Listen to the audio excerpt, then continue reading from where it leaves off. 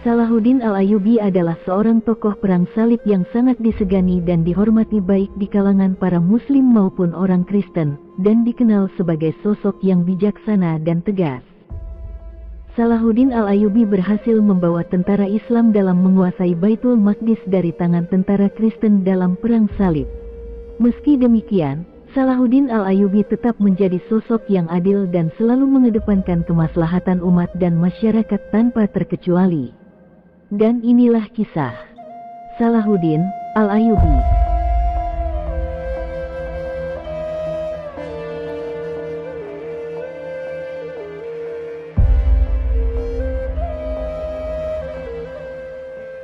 Salahuddin Al-Ayyubi lahir pada tahun 1137 Masehi di sebuah benteng Tikrit, sebuah kota di tepian sungai Tigris, di barat laut kota Baghdad. Nama asli Salahuddin Al-Ayyubi adalah Abul Muzaffar Yusuf bin Najmuddin Ayyub. Ayahnya bernama Ayyub Najmuddin, yang merupakan seorang pemimpin atau penguasa di benteng Tikrit. Ketika Salahuddin Al-Ayyubi lahir, Baitul Maqdis masih dikuasai tentara salib, setelah mereka memangkan perang salib yang pertama. Salahuddin Al-Ayyubi menjalani kehidupan masa kecilnya di Baalbek, sebagaimana kebiasaan anak-anak di kota itu. Ia selalu mendatangi tempat-tempat kajian untuk belajar membaca, menulis, serta menghafal Al-Quran. Pada usia 14 tahun, ia melanjutkan pendidikannya ke Damaskus untuk mempelajari teologi Sunni. Di Damaskus, ia berada di lingkungan istana Sultan Nuruddin selama 10 tahun lamanya. Selama itu, Salahuddin Al-Ayyubi belajar tata bahasa Arab, retorika, dan teologi Islam. Selain itu, Salahuddin Al-Ayyubi juga mempelajari fikih mazhab Syafi'i dan hadis dari Abu Tahir As-Silafi dan ulama lainnya, sehingga dia berkembang menjadi seorang ahli fikih. Selain belajar agama, Salahuddin juga mempelajari olahraga bola kaki, berburu dan menunggang kuda. Awal mula Salahuddin Al-Ayyubi sebagai tentara dimulai ketika ditunjuk sebagai wakil dari pamannya Asaduddin Syirkuh untuk menemaninya menuju Mesir. Pada saat itu Mesir tengah mengalami kekacauan di dalam tubuh dinasti Fatmiyah, karena tindakan para menteri yang berani memutuskan perkara tanpa meminta pendapat dan persetujuan khalifah. Akibatnya hal itu mendorong tentara salib untuk melakukan penyerangan agar dapat menguasai Mesir. Atas keberhasilannya dalam menjalankan tugasnya, Salahuddin Al-Ayyubi kemudian diberi amanah sebagai pemimpin keamanan wilayah Mesir. Setelah itu, beliau naik jabatan menjadi Perdana Menteri Mesir, meski hal tersebut tidak disetujui oleh para petinggi kekhalifahan Fatimiyah. Di bawah kepemimpinan Salahuddin Al-Ayyubi, Mesir, Damaskus dan Aleppo bersatu dan menjadi basis-basis kekuatan umat Islam untuk mempertahankan integritas wilayah Muslim dan kaum Muslim dari serangan para tentara salib.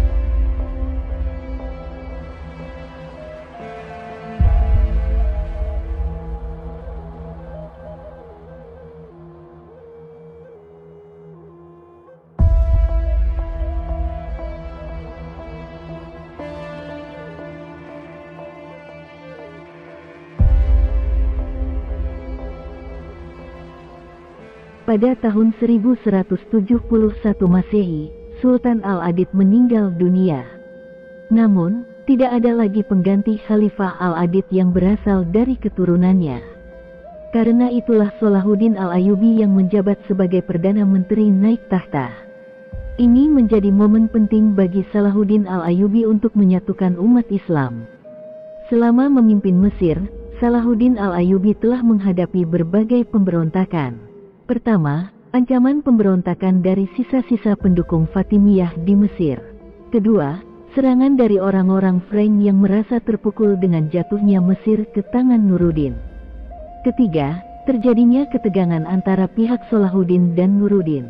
Pemberontakan pertama dan kedua dapat diatasi oleh Salahuddin Al-Ayyubi dengan baik.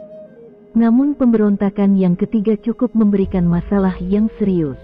Meski demikian, masalah tersebut tidak berlangsung lama. Setelah berkuasa penuh atas Mesir, Salahuddin berhasil menyatukan negara-negara Islam. Pada tahun 1174 Masehi, Salahuddin Al-Ayyubi berhasil menguasai Damaskus kemudian Aleppo pada tahun 1185 Masehi, dan Mosul pada tahun 1186 Masehi. Selain itu, beliau juga berhasil memperluas wilayah kekuasaannya hingga mencakup Yaman, Tripoli, Suriah dan Maghrib. Selain itu, Salahuddin Al-Ayyubi juga berhasil merebut Baitul Maqdis dalam Perang Salib. Pada tanggal 10 Februari tahun 1144 Masehi, Baitul Maqdis diserahkan oleh Balian of Ibelin dari pasukan Salib. Penyerahan Baitul Maqdis oleh tentara Salib dilakukan setelah Salahuddin Al-Ayyubi berhasil mengepung kota Baitul Maqdis selama 12 hari. Dengan dikuasainya Baitul Maqdis, maka jatuhlah sebagian besar kota-kota dan wilayah yang masih dalam penguasaan kaum Salib.